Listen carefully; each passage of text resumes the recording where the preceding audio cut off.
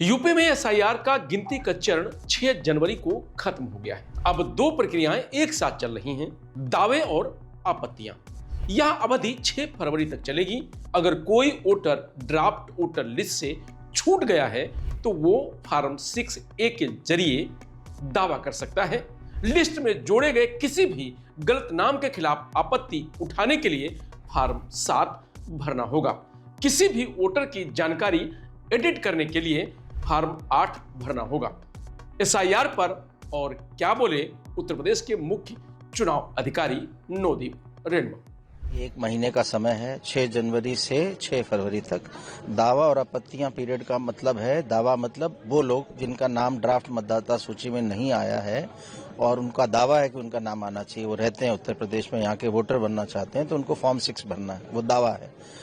किसी का नाम गलत आ गया, मृत व्यक्ति का नाम आ गया, यहाँ से उत्तर प्रदेश से चले गए व्यक्ति का नाम आ गया, उसका नाम किसी को काटना है तो आपत्ति करनी है तो फॉर्म 7 भरना है।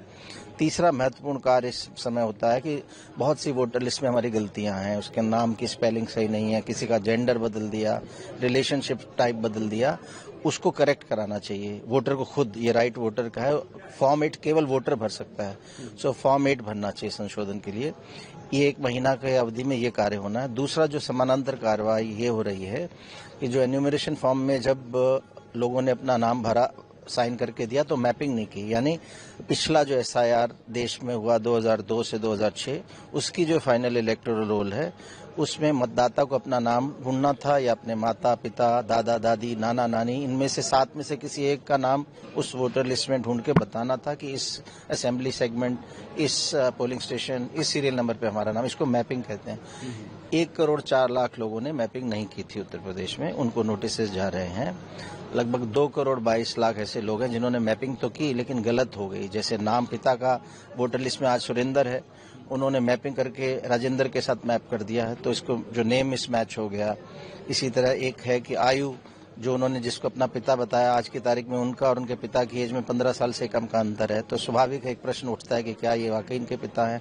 सो इस तरह की इनकॉन्सिस्टेंसीज, लॉजिकल इनकॉन्सिस्टेंसीज वाले को भी 2 करोड़ 22 लाख है, इनको भी नोटिस जाएगा। और इसको हम काफी इजी किया है कमीशन ने कि जो भी व्यक्ति जिसको नोटिस जा रहा है, काफी लोग प्रश्न करते हैं कि हमें कैसे पता लगेगा, तो उसके लिए voters.eci.gov.in जो हमारा वेबसाइट है भारत निर्वाचन आयोग का, इसमें फ्रंट पेज पे ही upload documents against notice received करके एक टैब आता है, उस पर हम क्लिक करते हैं तो अपना एपिक कार्ड डाल सकते हैं।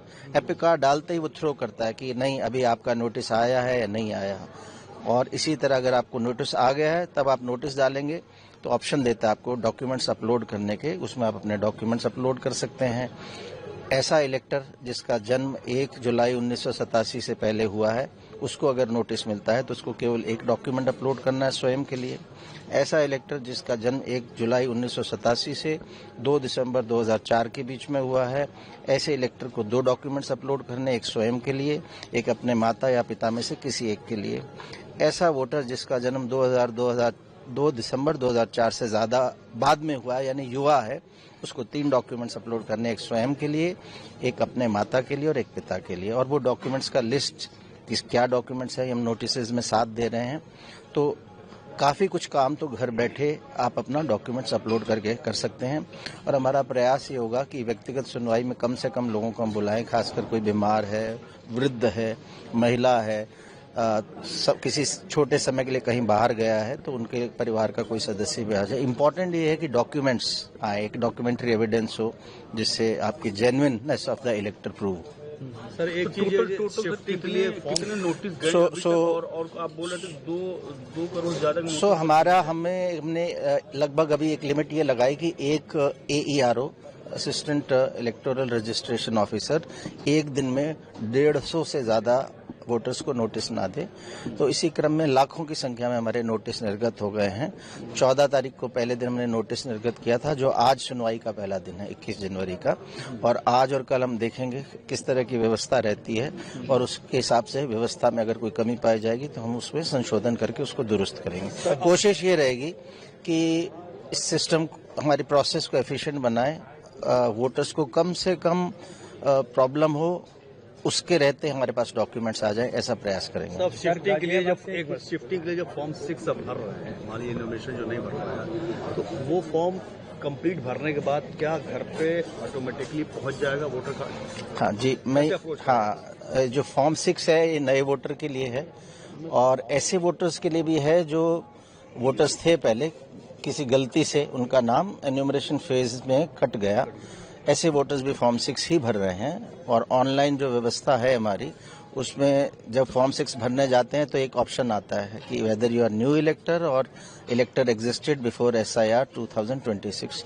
तो ऐसे वोटर्स जिनका नाम गलती से कटा है वो दूसरा ऑप्शन लें और फॉर्म 6 भरेंगे।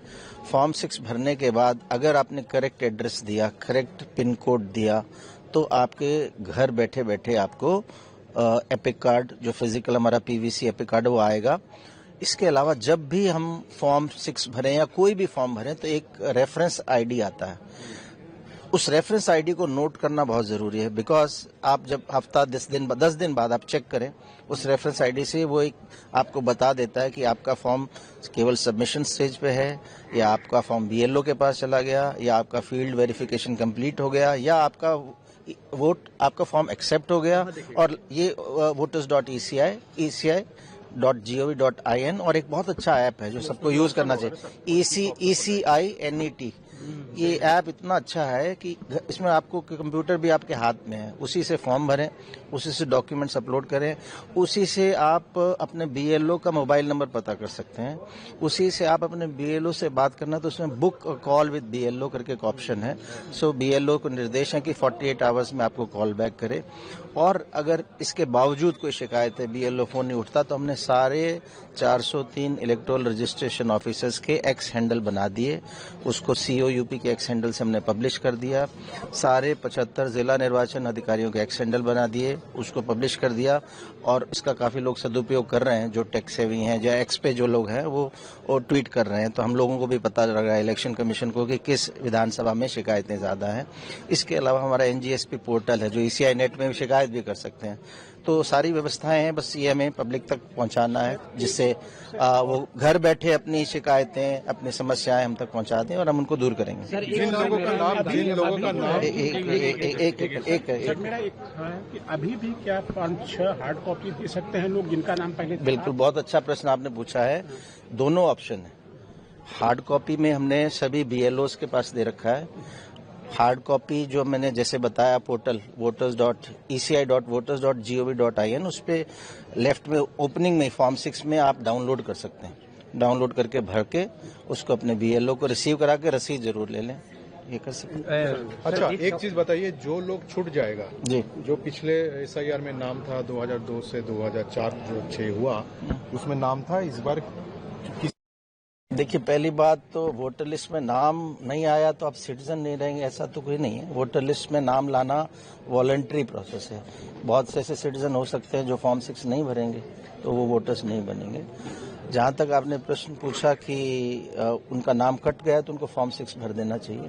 अगर उनका SIR शुरू होने के बाद नाम कटा है, इसका मतलब उनका नाम SIR से जस्ट पहले था, तो उनको एक ऑप्शन उसमें जब फॉर्म 6 भरते हैं ऑनलाइन, वो पूछता है कि आपने बिल्कुल नहीं, तो उससे एक उनका रिकॉर्ड भी कंटिन्यूटी बनी रहेगी। फिर भी अगर छूट जाए, भर नहीं पाया, कार्ड नहीं आया, तो उनका पोजीशन क्या होगा भारत में? देखिए, मेरा ये कहना है कि फॉर्म 6 भरना चाहिए, सबको भरना चाहिए। इसके लिए जो प्रयास हम लोग कर रहे हैं, वो 11 जनवरी को हमने उत्तर प्रदेश के सारे बूथों पे हमारे BLO रहे थे वोटर लिस्ट के साथ, absent, shifted, dead, duplicate, refuse to sign voters की लिस्ट के साथ, उसको देख सकते थे अपना नाम। फॉर्म 6, 7, 8 सब वहाँ अवेलेबल था। ऑनलाइन सारे ऑप्शंस अवेलेबल है, ECINET ऐप है, हमारा पोर्टल है।